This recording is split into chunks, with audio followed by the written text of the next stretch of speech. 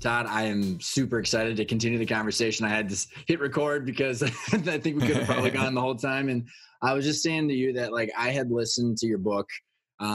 It was 6+ months ago, and it just so resonated with me. I've talked about the imposter syndrome a lot on the show, and so the fact that you've got a book, you have a framework, and you've really addressed, I think, and can resonate with entrepreneurs about this whole concept. So hearing it straight from the horse's mouth, man, I'm super pumped. Well, what I love is you haven't even mentioned the name of the book yet, so we're creating an open loop. There are people like, well, what's the book? Well, here's what I'm going to tell you, listener. You don't get to find out what the name of the book is because we still got some more rambling to do before we get into it. Well, anyways, it's good to be here. Love what you guys are on a mission for, to help, leaders build out their businesses in a far more intentional way.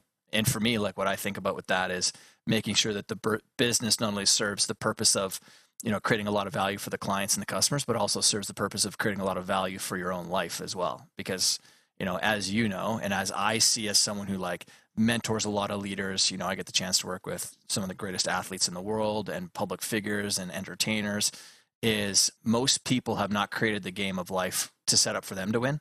They're playing someone else's game. And I think the great thing about business is you get to decide how you want to run the game. But most people have not picked up the pen and picked up a little blueprint action and mapped it all out. And so what someone said to me once, and this might resonate with what some of your philosophies, is that someone said, if you don't understand this shit, learn it and get your head wrapped around where you want to be mentally, but also with the business, someone else has the pen and paper and they're writing it for you, whether you know it or not. Yeah, absolutely. Yeah, absolutely. And what I find interesting too, and as we talk about, the alter ego, the philosophy of the imposter syndrome, and truly how you talked about dealing with it, why I like this, Todd, is because, how many people I've interviewed on my show where they're psychologists or they're really about in the mental state, but they say, well, you just have to stop and, take a step back and just do it. And I'm like, well, there's too much BS in our heads. And some of the pinnacle points of like transition of like your company's growing, it's more complex and you have to become a different person. Your relationship with your business changes. People are like, you just have to deal with it. And I'm like, no, there's like mental shit that's involved there. Yes. Well, and I mean, we were talking about briefly beforehand about, that, and this isn't like a biography to position myself in some way, but I'm truly not the most revered or liked people amongst peers in the personal development or leadership space. And that's because I call a lot of them out. I'm a practitioner. Like every single day I am working with people one-on-one. Now, it might be expensive to work with, but I'm working with people one-on-one, and I have for 23 years. I started out with little young teenagers, when I started my sports training company. But a lot of the advice that people get, you and your dad sold and exited a business for 8 figures. There's some sinew on the muscle that you earned from that. And now you work with other people on this as well, right? And so there's a lot of ideas. There's a lot of books that are written from people who have never actually practiced this stuff. And this is important because, to your point about when people say, well, you just got to get over it. Okay, that's true.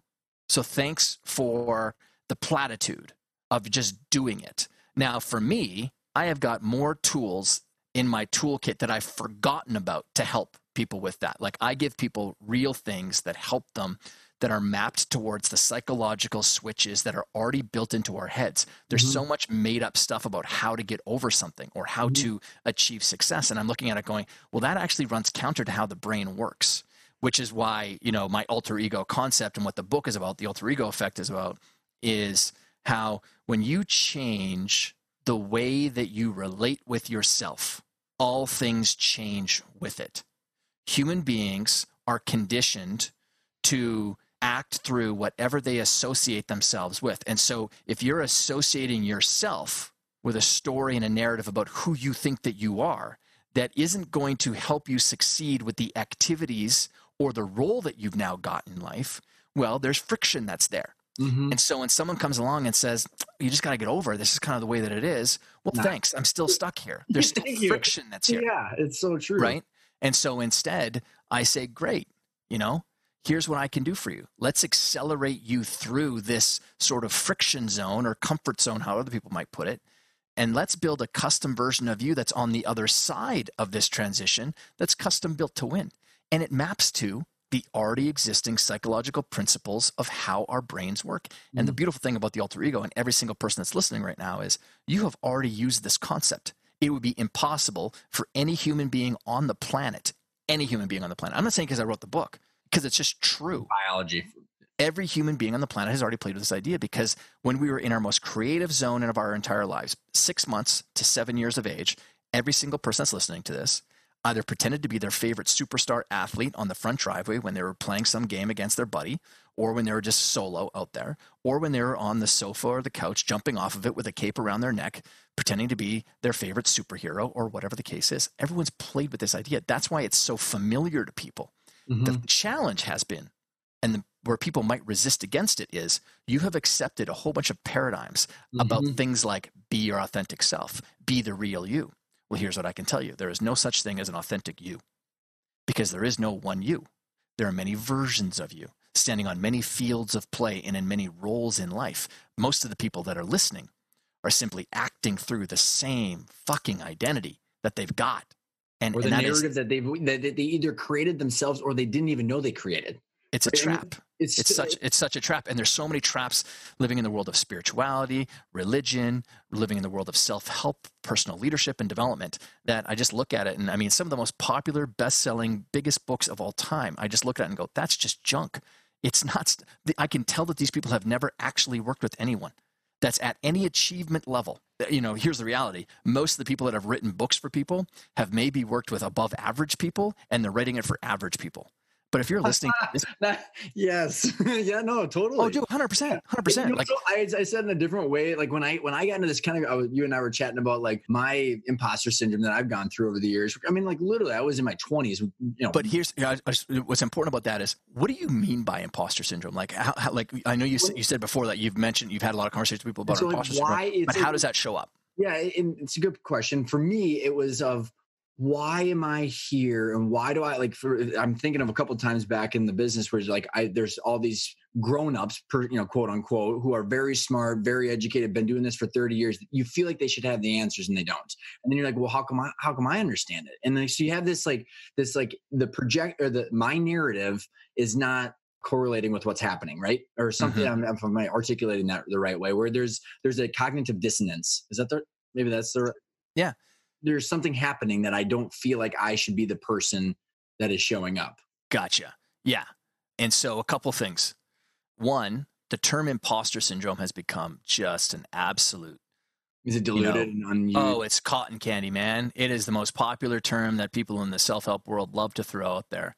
And so what's really important is that, because again, someone that's listening, I mean, you don't want to be an expert on imposter syndrome, and you don't want to be expert on mindset stuff. You want to find who the expert is to help you in whatever, like the little, situation is that you're in, to help you get through it. That's the key. But everyone nowadays wants to, or thinks that they're some sort of expert on, 97 different topics. I'm not.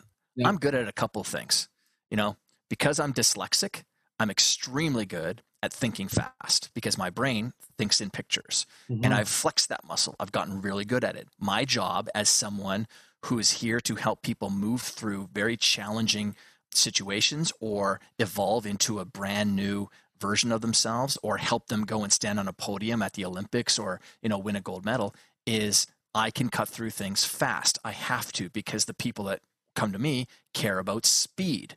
And so I need to be able to think fast, then solve problems for them fast. That's why I have like a whole host of mental models that I've memorized and that I've got in my head, so I can move people through things quickly. All right. And so imposter syndrome only means one of two things. It doesn't mean a bunch of the other stuff that people are trying to heap onto it. It means, one, you're someone who has discounted a lot of your wins in life to happenstance, circumstance, luck, right place, right time. Yeah. That's one of the core meanings of what imposter syndrome means. You discount the thing. So it's like, oh, someone gives you a congratulations. Oh man, like congratulations on your podcast hitting 1 million downloads. Well, it was right place, right time. Started it 5 years ago when there wasn't as many podcasts out there, and blah, blah, or whatever it is, right? Like we discount it. Totally. And it's complete crap. And so my job is to make sure that I get people to make sure that they catalog their wins, because structurally, again, how does the human brain work? The human brain's job a lot of the time is to protect us. It is also to predict. So when we stepped out of the cave and we saw some sort of rustling in the bushes, our attention was pushed to those bushes so that we could protect ourselves from the saber-toothed tiger or the squirrel that came running out from underneath the bushes. Mm-hmm. It's there to protect. So most of the stuff that resonates or lands inside of our brains is typically negative stuff. We give more credence to it than we do the wins. So I need to get people to catalog their wins. That's a habitual thing that winners do really, really well. They catalog their wins and they cement it inside their minds. So that's one. Number two, the second thing imposter syndrome is truly about is the feeling of being found out, which is kind of speaking to what yeah. That's the emotional anxiety of, am I in the wrong spot? Yeah, I know. Yeah. Yeah. And that's very common amongst achiever type people. And a lot of that is because you have a palate and a taste for excellence. Okay. You have a palate and you have a taste for it.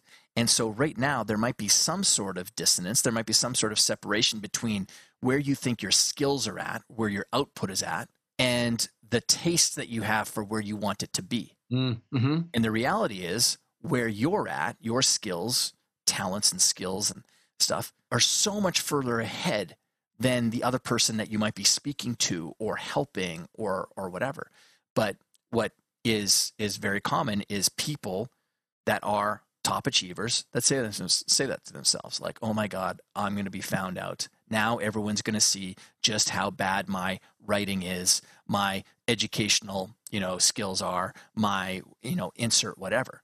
And so in that context, that's why the alter ego has been such a powerful concept amongst people, because now because the root term of the word alter ego means the other I or trusted friend within. Now you have an ally between the 6 inches of your ears who's there to coach you, to mentor you, to give you another third person narrative, an outside narrative that says that ain't true. That's not true at all. So important, and I think what I find so fascinating about the framework is it's an actual tool of how to break people through that, because it gives some context, Todd, about the why I think that this is super relevant to business owners. Because when you look at the sheer numbers, and I had someone on that had a PhD in psychology or business mindset psychology.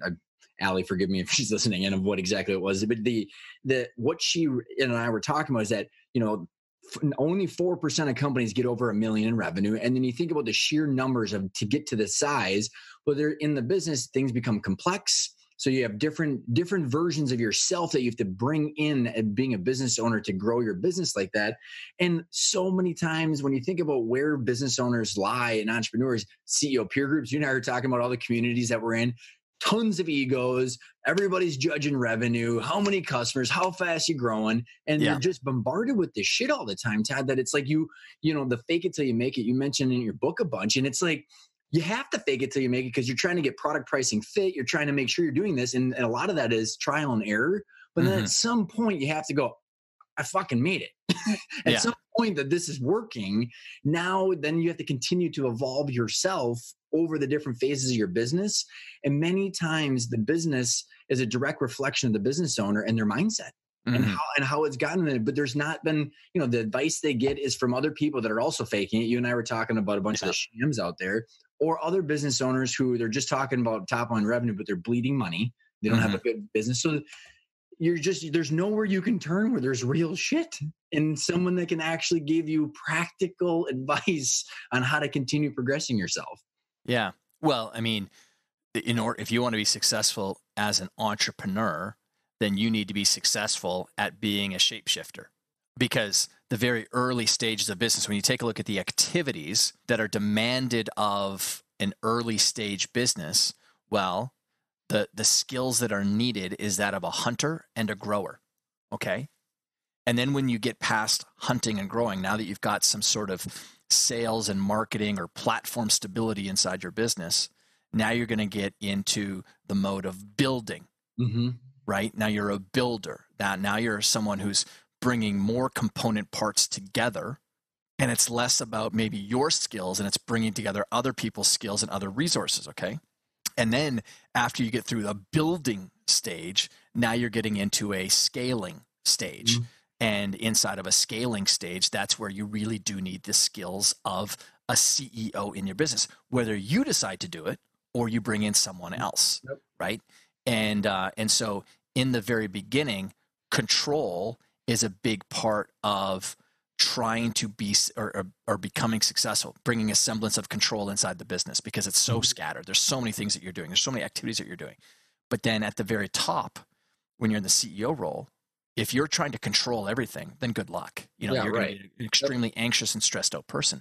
And so your ability to adjust to these new roles, see yourself as these new roles, because again, history tells us who we are for most people, not for me, not for the people that I, deliver this concept of the alter ego to, because they're able to shed themselves so much more rapidly. And that is one of the core skill sets of people who achieve results far different than the average middle. I think you just hit on a key point, the shedding yourself and reimagining yourself. I mean, and that's what the alter ego is. It helps you go through that actual activity. Yeah, that's the thing, is like, so I've just said these things. They could sound like platitudes, but then in the construction of the model that I give people of how you leverage an alter ego, something that your mind already knows how to use. Now, will you allow it? Your mind knows it. Now, will you allow it? Will the ego, because that's the enemy for you and me and everyone else, is now will your ego allow you to use that? Or are you attaching some sort of story to the idea of an alter ego is about you being fake? Listen, here's the reality. You're being fake already. Because anyone who's not getting the results that they could be getting is fake, is acting in a fake way. Now, this is going to challenge people. And again, like I said before, I ain't here to be your best friend. I ain't here to be well-liked. I'm here to speak the truth with a knuckle on the jaw, because that's the stuff that wakes people up, okay? And that's the only way that I've been able to find to knock the snot out of the stuff that's been leveraged inside of your head for a long time that shouldn't be there, okay? I got to knock it out. And I come at people hard, because that's just, hey, listen, I work with some of the biggest personalities in the world of sport.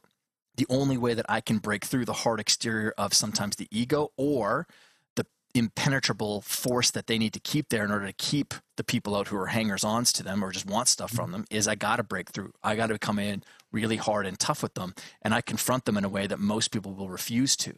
And so I'm not going to change that just because I'm on some podcast, and I'd love it if people went and bought a book, because you're going to be tuning in if they were wanting some fluffy crap. Well, you're going to be sorely disappointed when you get inside the book and you're like, oh, okay, yeah, this guy might talk. Yeah. Wait a second. There's some work that might be here. But Todd, I gotta, when I think about like your ability to break through, and I love how it's the, people intellectually might know what they're capable of, but then it's like the emotion and the narrative that holds people back. And when you think about top performers, whether it's athletes or business owners, and I've seen from my, years of research on the business entrepreneur side, is people start businesses for crazy reasons, right? There are times when it's a product pricing, luck, fit, they found something that fits, but a lot of it's, rooted into like children and why they want to prove to the world that there's something, or there's something so intrinsic of why someone is taking the risk, why they're doing it, why they're leading others. And then that same narrative that got them there becomes the thing that you probably have to break through. And is there any themes that you see of how that happens and why people, what are the themes of the common or the high performers that got them there, that become the same Achilles heel to get to the next stage? Well, if we look at the data on entrepreneurs and athletes, that's why I bounce between the two worlds, because I have a sports training company, and then I have also a business coaching and mentoring and training company as well. And the avatar of each person is pretty much the same. Both have the same level of risk tolerance, and both of them have a propensity to attract to them, the world of sport and the world of business, entrepreneurship specifically, have a tendency to draw to them people who come from some sort of prescribed learning disability, okay? A lot of dyslexics, ADD type individuals can end up showing up as entrepreneurs. In fact, of the 7 returning guests on Shark Tank, 6 of the 7 are diagnosed ADD or dyslexic. Okay. So, why does that impact the question that you're talking about? Well, when you think about, because I'm dyslexic, so when you think about our worlds when we're in school, school typically isn't built for people like us. It's there's that rote great memory. Yeah, there's that multiple choice book. there's that great kind of cartoon of a bunch of different animals standing around and a monkey climbing the tree and saying, and looking back at the other animals saying, like, why aren't you guys climbing the tree? And the tree being the tree of school. And so school is built for monkeys, people that can not monkeys in the sense of, but I know what you in mean. that the skills, right? Like of memorization, of rote learning, of being able to sit still and all that kind of stuff. Well, if you're a turtle or you're an elephant or you're a giraffe, you're made to feel fairly insecure about yourself and who you are inside of the world of school. And so what most of us then do is we escape into our creative imaginations, and we find ways of navigating that world in creative ways. I was the class clown. So I would misdirect attention so that I would gather attention in the wrong moments, so that when it came time for them to be asking us for class participation and, hey, Todd, what did you think about chapter 4? They wouldn't ask me because they'd already spent a bunch of time disciplining me or talking to me, so they have to give attention to someone else. I learned that really fast. I'm like, oh, this is pretty easy. I can avoid getting asked to do the work in the class if I just simply, annoy the teacher enough. And then there's other ways that people navigate that. So what's important about that is, in order for you to stay successful as an entrepreneur, you need to have a fairly solid level of creativity in order to solve problems, because most of us don't start out with phenomenal resources. We don't have endless amounts of time, and we don't have endless amounts of money, right? If we did, then the venture in our head, we could just easily just rubber stamp and build, but we have to be creative. And so because we developed and we stayed glued to our creative imagination at young ages, we're able to navigate these worlds that much better. So to your point about, why your sort of original superpower, right? Desire that you got into business with was in some ways to show the people that maybe, we're again, in school that we're getting 4.0. I made it, or I did it, or it's, really it's because you felt like you were so controlled as a kid. You're trying to control things now for you, right? You're inside of an environment and a model that's controlling you, controlling how you can express yourself in the way that you feel like you're built to. And now you're going to go do that in the world of business. And so the motivation might start off in a slightly like, I'm going to show you way, but it's not a sustained energy, because if you're always doing things in order to kind of show other people and you don't shift the energy around to the reasons why, like, you truly want to do it, like, what are you getting out of it? Is it tapping into, some sort of growth mechanism inside, or your desire? Like me, one of my kind of core operating intrinsic motivations is that of being curious. I'm just massively curious about things. And so even my pursuit towards goals is I'm just curious to see what's on the other side of this thing. You get enjoyment along the journey. Yeah. You have to, because that's, I talk about peak performance all the time. Peak performance, because that's what we are. We're peak performance training companies. Not only do we help you achieve the milestone and the goal, but we get you to enjoy the process along the way, because that's truly what peak performance is. Because if you're waiting to enjoy something at the end, then, it's a fleeting moment in time. Well, and I think it's super interesting because, there's, as you're, like, when you talk about the growth as an individual, like, you're trying to show you, it's so funny because, like, as you have to shed, truly just in light of the entrepreneur and the stage of the business, and as we teach people, Todd, in the business, it's like they have to kind of relinquish control to say, okay, here's what the company's worth. And at some point, the relationship with the business, the people, the suppliers, what they were doing, product or service, is such a direct reflection of them with that original narrative. Like, I'm going to show people, I'm going to do this. There's a lot of ego tied into it. Not necessarily that's a bad thing because it got them there, but then there's a plateau, totally. Right? And then it's like, okay, how do you shift your mind and to look at what is the ultimate goal? And I watched how where people, so many people been on the show where they make the money and they're like, I guess I was chasing the wrong thing. Mm-hmm. Just never really identified what that was, because they went all the way up to the point where they were 50, 60, whatever, sold, made a bunch of money. And they're like, the people from elementary school don't care that I did this. Yeah, exactly. It's like, they held on to that for so long that they didn't reinvent themselves or reinvent their goal or their mission. And then, I don't know. it's very easy for all of us to get wrapped up in, the thought that other people are watching us do the work. And I mean, even me, I've got a certain platform, with a best-selling book, and I speak around the world and have for 23 years and stuff. I'm pretty good. Well, especially the tribe within, I call them, which are my mentors within, the people that I escape to in my own mind and my own imagination that, help me navigate life. I'm pretty good at checking myself, and reminding myself that no one really cares. And I have a very different viewpoint on life. Everyone else is very much motivated by impact, and if you take a look at Maslow's hierarchy of needs, the need for significance is at the very top of it, right?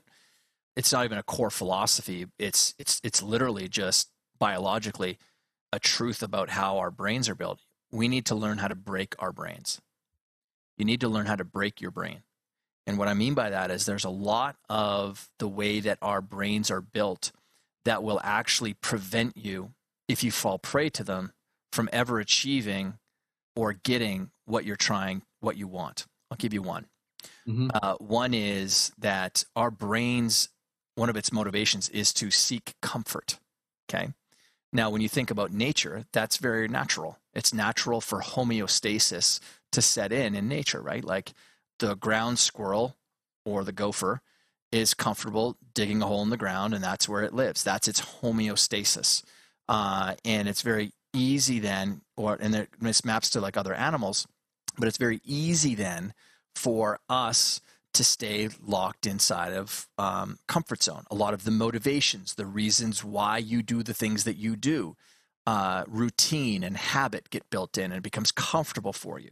Well, you need to be aware of that, and you need to constantly break your brain and send a message to it that you're the person with your hand on the steering wheel of it. So example would be just a simple one is your ability to stand underneath a shower that's cold every single day. Mm-hmm. And what's important about that is the attitude and the intention behind it. I could care less, frankly, that it's actually proven to be extremely healthy for you. It's very healthy for you to be able to do a cold bath or a cold shower every single day. And the reason is because it builds inside of you what's called brown fat. Brown fat is highly energetic fat mass that helps to burn and combust inside the body. It burns the white fat, the stuff that sits around the belly and elsewhere.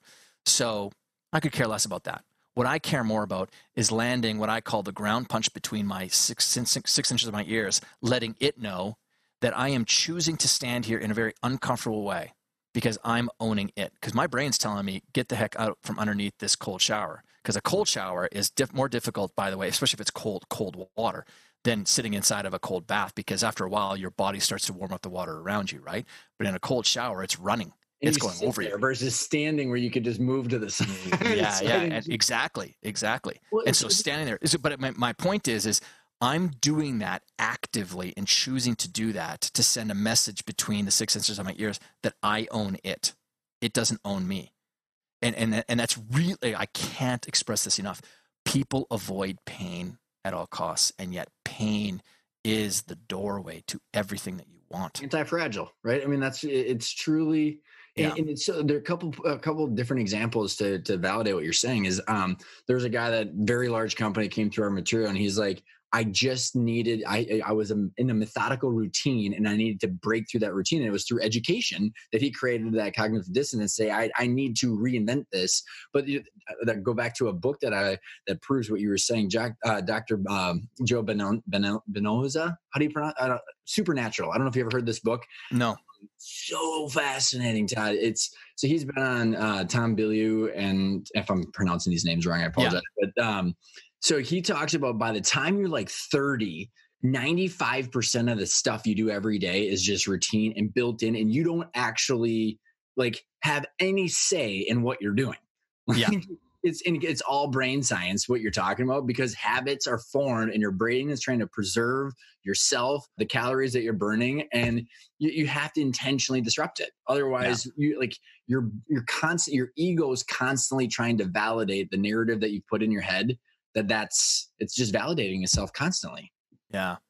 It's once you get that things aren't built necessarily to support you in the ambitions that you want, you can be far more active in the way that you just literally start to lead a very different life than other people. But what's important about that is you're aware of why. Because when you're aware of why you're doing it, that's what key is. Like, I'm aware of why I stand underneath that shower every single day. And there's that inner smirk that you get on your face or within where you know that you're winning. Like, you know that you're because I know that I'm doing something right now that other people just are unwilling to go and do. Now, I am highly motivated, and I'm a highly competitive person. I'm highly motivated and competitive towards some of the things that other people do. Now, in the world of like performance or psychology, people sometimes think that that's a bad thing. Well, I don't know. Results just don't lie. The athletes and entrepreneurs that I get to work with, they're getting results so much different than the average person or the average entrepreneur even. And it's because they're very much motivated by competition. Most of the time, it's also competition with the self. But I say that because people have sort of taken this idea of extrinsic motivation, you know, the desire to make money or the desire to lead a certain way of life and make it something that's bad. And I'm telling you, don't listen to these people. Don't listen to them. Most of them are not successful themselves, or they're just regurgitating some fantastic sound bites from other people. Like, you know, it's okay to want that stuff. It's just not okay to only ever want that stuff or only be driven by that stuff. Well, and so much of it in with like the onslaught of how transparent or how easy it is to just create these fictitious narratives that are, you know, public out there. Like, do they actually do it? I mean, are they actually doing it versus the people that are doing the hard work? How to compare those two is more difficult now than it's ever been to be able to say, like, okay, motivational speaker, have they done it? Have they not done it? How can we judge it? I interviewed this guy, Jack Stack. He created the Great Game of Business, which is he's such a brilliant guy. He's one of my favorite. He's been on the show a couple of times, Todd. And yeah, you want to get a guy riled up. You start talking about the pre-seed round funding and like because he's all about profitability and doing the long thing or the good thing over and over and over again. But he says like the Inc. 5000, which I know you've been on it, and a lot of the people that we both know have been on it. But he goes, when a majority of the people cannot afford 2 payrolls, what is everybody marching towards? It's a good thing, but like, what are we giving praise to? So I think the bigger part, like, which is why I think the alter ego is such an important tool. That is that we have to be okay not accepting what everybody else is spewing. Like, and that's hard. It's really hard, especially when you're a competitive person. You know, what actually am I solving for? Yeah. Defeating that enemy of the external narrative or what you think other people perceive of you or what you're perceiving of other people is that's for some people it's just a lifelong battle. You know, especially based on what your personality type might be. Like me, I'm an extroverted person. I highly value, you know, being around people. And so if you're someone who highly values that, sometimes you can get also caught up in the concern and the worry of the perceptions of you by other people. I mean, that was always my case when I was younger. My early 20s were all about that. And I watched this back in the day. A&E, the TV channel, used to have these great biographies they used to do. And A&E Biographies is one of my favorite shows. And they did this one on, I think it was like the top, or not top, but like 5 or 7 spiritual leaders throughout history. And they had like Jesus Christ, and they had Buddha, and they had Gandhi and Mother Teresa. And after they had just gotten done doing Gandhi, it was about the 3rd person in. I was like, wait a second. Here I am. I'm so worried about what other people think of me. And yet these people all seem like they're pretty good human beings. And they couldn't get everyone to like them. So why the hell am I trying? Like, it's because I ain't no friggin' Jesus and I ain't no Gandhi. And so why am I trying to pursue that? And it was like this. I was about 25. I know exactly. I was 25 when that happened for me. And that's when I started to unshackle myself from it.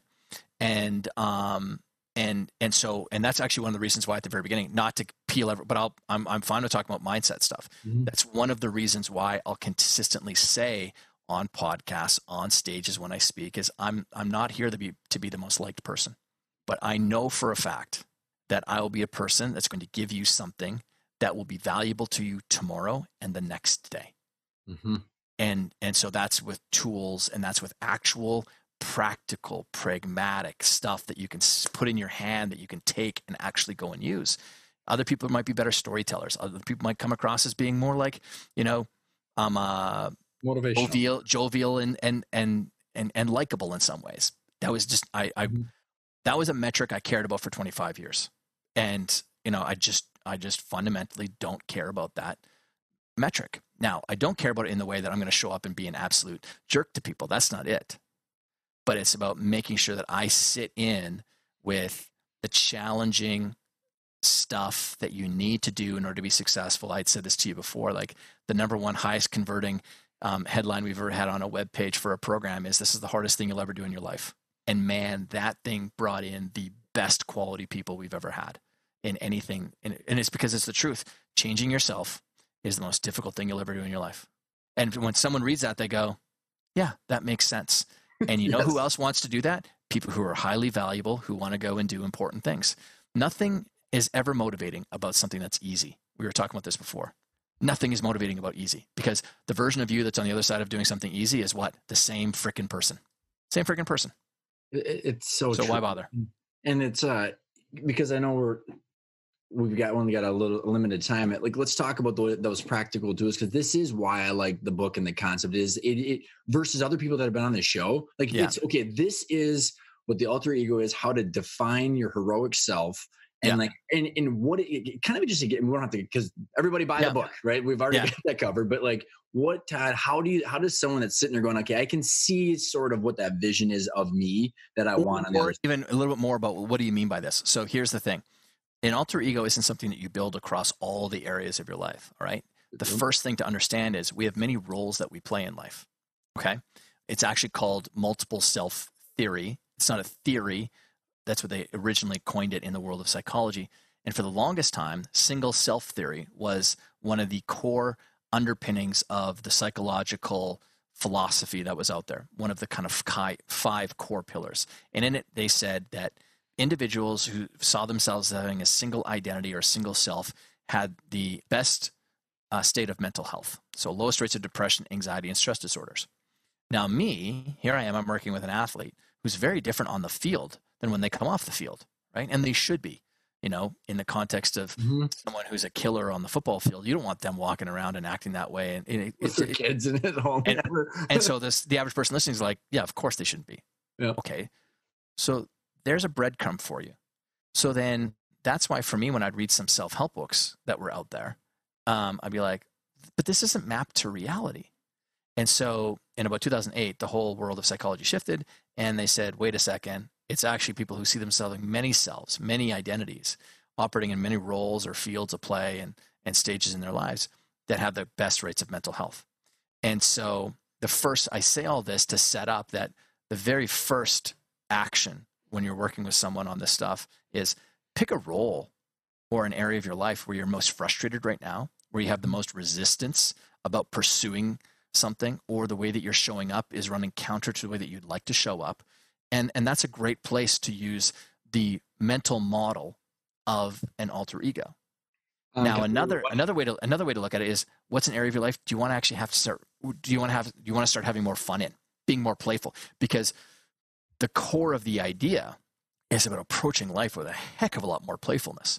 People don't need to be your motivation behind this doesn't have to be like a hard, charging. I'm gonna make this happen, because that is most likely for you, as it is for me, a default mechanism of your kind of ego. That's kind of how you've always done it. Like just pure muscle. It's that, I'm going to do this and I'm going to kill it with this. I was like, wait a second. What if you're also the mindset behind how you're showing up with this is your little secret weapon? Like for me, that's how it is. Like it's my playful idea, because I know most people don't use this. They've forgotten it. And for me, it's like, you have no idea. You think you're talking to Todd here, but you're talking to a different version of some of my capabilities and qualities that I'm simply manifesting into this reality right now, and I'm using it through the lens of Joseph Campbell, Benjamin Franklin, and Superman. Like those are my three people that inspired my original alter ego in the world of business. Mm-hmm. Those were my three heroes. And I took qualities from each of them. And then I went out and I got a totem and an artifact, which I'll get to in a second as to why that's important. So just to get back to this, step one, pick a role or a field of your play. Okay, that's one. Next step is, well, what is it about the way that you're showing up right now that you're frustrated by? And we don't need to go into a whole bunch of traumatic history about who you are. We're not doing therapy here. It's just, what don't you like? Well, I'm not showing up confident. I'm not showing up very decisive. I'm not a great leader to my people, right? That's why entrepreneurship, there's so many roles you play. That's what makes it challenging. There's this, like, especially when you're starting out, there's the sales guy, which maybe you got to wear that hat. There's the marketing guy. Marketing and promoters aren't the same as sales. So now that you got that hat, there's the finances. You got to take care of your finances. There's the operator, just the person who needs to, flick the ones and the zeros and the switches inside the business. There's the product person or the researcher or like whatever. There's so many hats you got to wear in order to be successful. Now, what you do is you take your one identity in that and you say, oh, well, I'm not very good at sales, or I don't like sales. No, I get that you don't like sales. And I get that the story that you like to tell yourself about who you are and where you've come from and your experiences tell you that you don't like sales. But here's what I can tell you. At the core of what we're about as human beings, you've got elements within you that would help you to be successful at sales. You're just blocking them from rising to the surface. Whereas an alter ego, you associating in your mind with a new mental model can open up the gates to allow those qualities to flow out of you, because you flex the muscle every single day of the habit of your identity. Really important. I said, people every day, with the way that you show up, with the activities that you engage in, with the way that you approach those activities, all you're doing is you're flexing the habits of your identity. People love to say that, oh, I'm XYZ personality type, or I'm just an introvert. No, you're not. You're not just an introvert. You might show up introverted or have introverted tendencies in certain areas of your life, but no one's a complete introvert in their entire life. Mm-hmm. That's not how human beings work. So, second thing there is, what are some of the ways that you show up that you just not like or you're frustrated with? Which then gets to the mirror of that. What are the traits that you want to be showing up? So going back to me, early on, I was avoiding making sales calls in my sports training company. I was really good at working with young athletes. I was good as the practitioner, but I wasn't good as the business builder because I was terrified of rejection. Didn't want people, again, maybe some of the imposter syndrome was there, but I wasn't making the calls. All right. And so I went out and built Super Richard. Super Richard was the composite of Benjamin Franklin, Superman, and Joseph Campbell, three heroes of mine, bringing them together. And that individual was confident, decisive, and articulate. That's who Super Richard was. Super Richard was the advocate for Todd. Todd cared about working with young athletes, cared about getting them a result, cared about making sure that they stayed inside their sport for as long as possible, getting as much as I possibly could out of them so they could experience the leader within.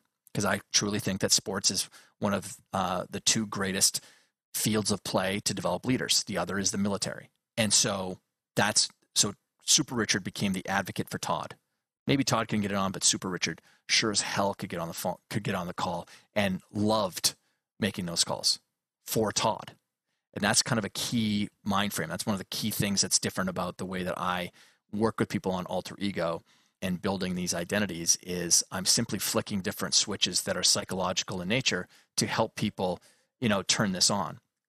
And one of that is that we are highly motivated to do things for other people. That's why Super Richard was doing this for Todd. Got it. So now we're getting to, so I was confident, decisive, and articulate. That's who Super Richard was. So I was choosing the traits, and then I went out and I found the model in my mind. Okay, well, who embodies those things already? Benjamin Franklin, Superman, and Joseph Campbell. The flip to that is you could choose someone that you already know. Maybe you have an inspiration already for how you'd like to show up, and then I'd say to you, well, what is it that you really love about Kobe? Or what is it that you really love about insert the name of whoever the hero is in that person's mind? And those traits probably map well to where you would like to be going towards. Mm-hmm. And so that's the third phase. Phase 4 is about now, how can we make it more real for you?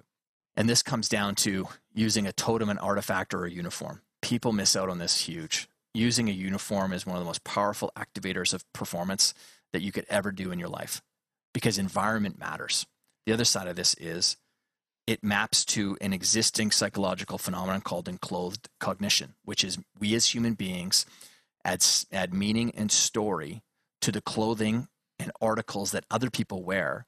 But if we put them on, whatever meaning and story we have with that article, we actually unconsciously start to act through it. That's why if you put on a doctor's coat, scientifically proven through research and studies, if you put on a doctor's coat or a lab coat, you will actually start to show up in a more methodical, detailed, and careful way with the way that you're doing your activities. And so if you're engaged in an activity where being methodical and detailed is important to completing that, wearing the white coat is actually going to allow those things to come out of you. In the book, I talk about all these different studies and the science behind how all this works, but wearing something helps. Even glasses. There's a study that was done last year on the impact of putting on a pair of glasses and how it actually has been shown to increase people's IQ points by up to 12 points. Isn't that crazy?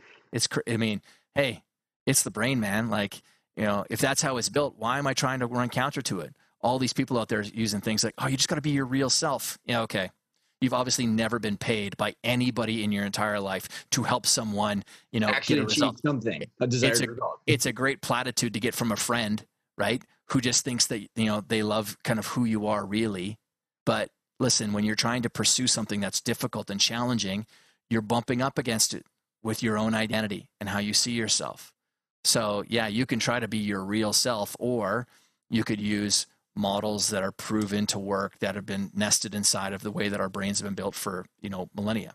So that's 4. And then 5 is, this is where we go to activate it. How do we activate it now? How are you going to step into that? How can you practice this right now? Have you ever sat there and, put on a pair of glasses and imagined yourself truly stepping into the identity of, like I did with Super Richard? Because what I'm doing in that moment is I'm imagining Superman, Joseph Campbell, and Benjamin Franklin standing there with me as my advocates to help me do the task at hand. And so many people throughout history have mentioned this. Even Oprah Winfrey, she had a quote that she stated on one of her shows is, everyone would see Oprah come out on stage, but what they never saw was the tribe of many that came before me walking behind me, because that's who I brought with me to that show. Because who was she? She was a black female in a largely white, media world back in the 1970s and 1980s, where there were no black women that were on any sort of network television. And so she was a total pioneer that way. Anyways, but that's there's a lot of other nuances that I talk about inside the book, but that's kind of a good starting place for people to give them ideas like how this stuff gets constructed. And what I love about it, Todd, is it's practical and you're relying on yourself. Things that are inside of you, tools that are inside of you. And I think the reason that I watch so many entrepreneurs hit that barrier and not actually break out of it is, one is they don't trust anybody else around them because they haven't done it. So they're not reaching out to help. So they're protecting themselves in their psychological castle, and they're just so freaking alone.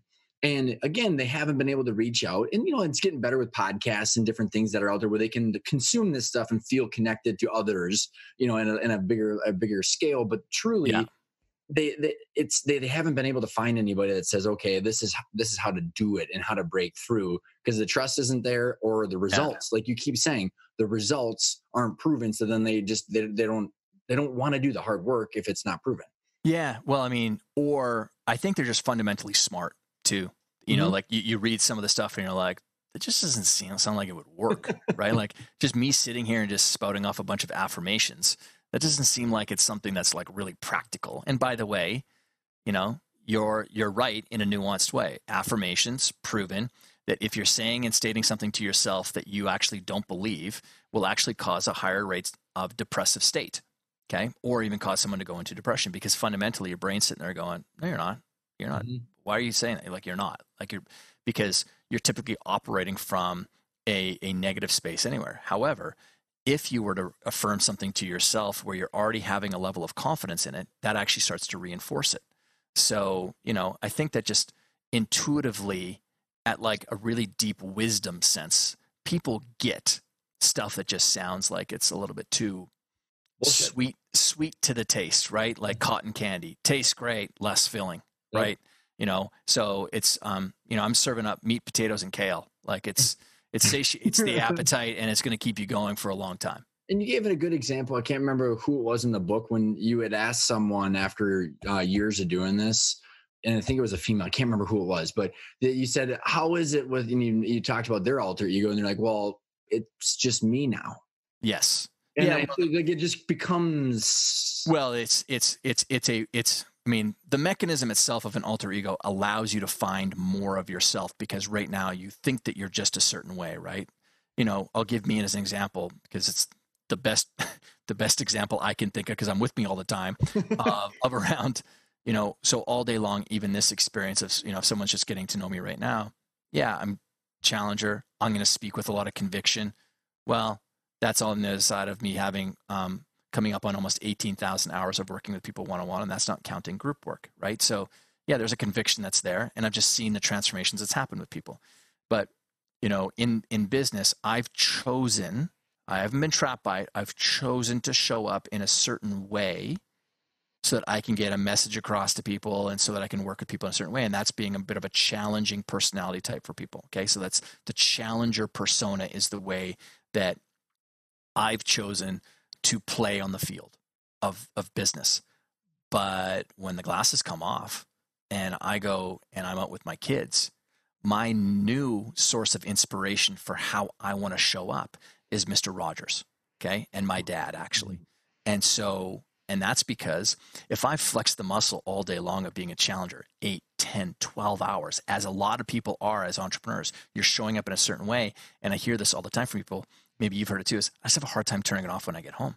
Yeah, because you haven't hung up the proverbial you at the office and left them there and brought a new you home.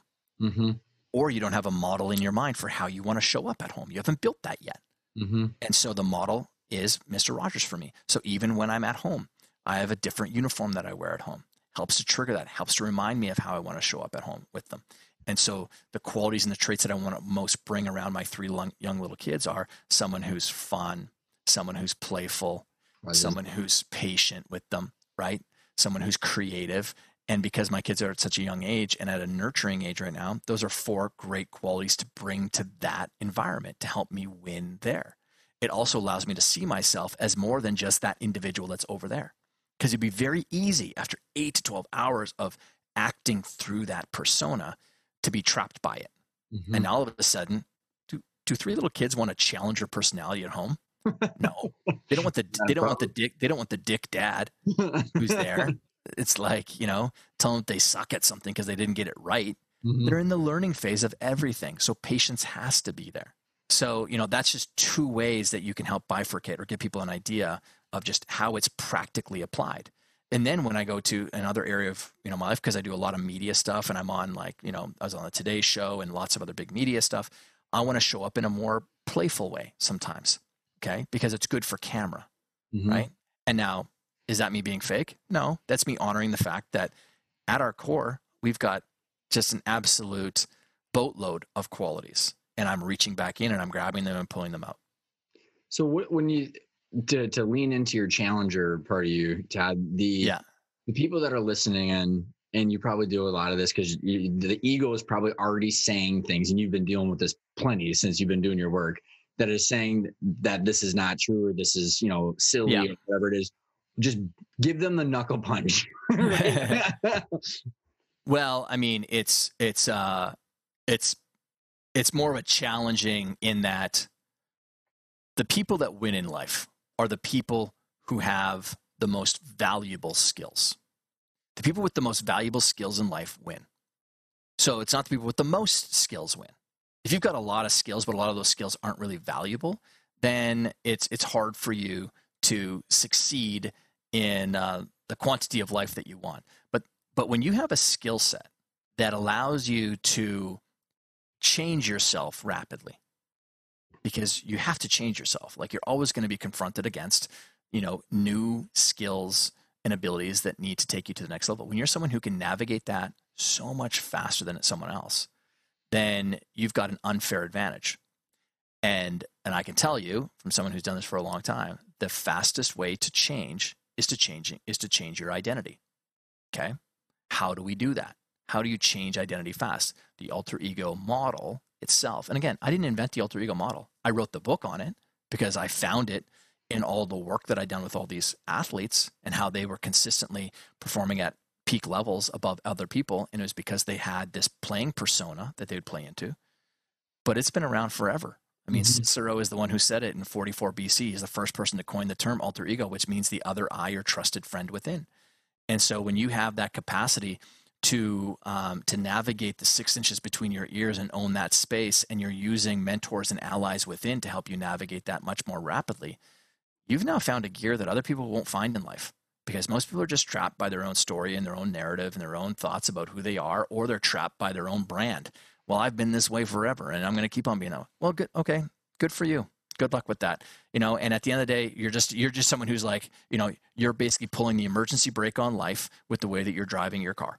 Right. And so you're going to get burned out by it. And with the rapid changing of the world that we live in, I just interviewed Jason Dorsey, who wrote this book called Zeconomy, and it's about Gen Z coming up. I mean, we have to adapt faster than ever. So I think what you're talking about, Todd, of the ability to be self-aware, break your habits, and then be able to navigate the role. I mean, it could potentially be the most valuable skill set going forward. I definitely put it up there. I think I think it could be a futile attempt for all of us to argue about what are the most valuable skills. There's just some really valuable skills. And I think because we carry ourselves everywhere we go, it would be really valuable to have that skill of being able to allow yourself to shapeshift and not get trapped by a specific you that might not be custom built to help you win in certain areas of your life. And I mean, at the end of the day, mental toughness, by the way, because people ask me, because I've been a mental toughness guy for a long time. They ask me, well, what is the definition of mental toughness then? Mental toughness is your ability to be flexible and adaptable despite what you're getting as circumstances or what's going on around you.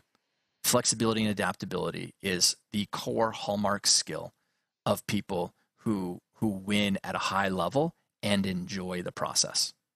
I like that last part. I like that a lot. And I think what you're talking about here is the most important skill set to getting the results that people want as a business owner or a peak performer, because their business changes, life changes, the world changes. I mean, look at this year, 2020. If you haven't, you've been forced to adapt, whether you've done it or not. I know I'm running short on time, and I already appreciate you for going a little bit over. 2 questions. One question is, what does the word intentional mean for you? The word intentional means for me, someone who has decided how they want to show up and are showing up that way. It's a decision that you're making, not anyone else. I love it. Second question is, best place to get in touch with you, find more about the book, all the resources that you've got. Typically carrier pigeon is the fast. No, it's snail mail, carrier pigeon, smoke signals. ToddHerman.me is my home base on the interwebs, and kind of links to all the different companies and interests that I'm involved in, private programs that I've got with people.